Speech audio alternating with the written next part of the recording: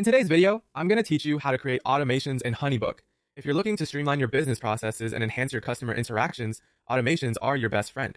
So without further ado, let's dive into it. First off, make your way to your HoneyBook dashboard. This is your central hub where you can oversee everything happening with your business. Once you're there, you'll want to navigate to the Tools menu. Here, you'll find the Automations option. Go ahead and click on that. This is the section where all the magic happens. Now, you'll see a button labeled Plus New Automation. Click on that to begin creating a new automation sequence. What this does is open up a variety of options for setting up automated behaviors for your business. The first step in creating an automation is to define your triggers. Triggers are, essentially, the events that kick off the automation. For example, maybe you want something to happen every time you receive a new inquiry, or whenever a project is moved to a certain stage, or perhaps when a contract is signed. Think about what actions you frequently repeat and wish to automate, and select these as your triggers. After setting your triggers, you'll need to add actions. Actions are what will actually happen once a trigger is activated.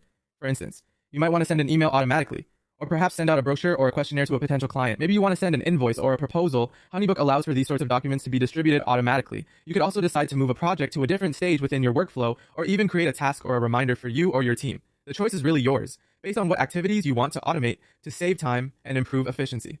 Next up is determining the timing of these actions. Depending on your need, you might want the action to happen immediately, or you may prefer a delay of a few hours or days. This flexibility allows you to tailor the automation to fit your specific business process. Once you've set everything up to your liking, take a moment to review all the details. Make sure everything is just the way you want it. This is an important step because once you activate the automation, it will continue to run based on these settings.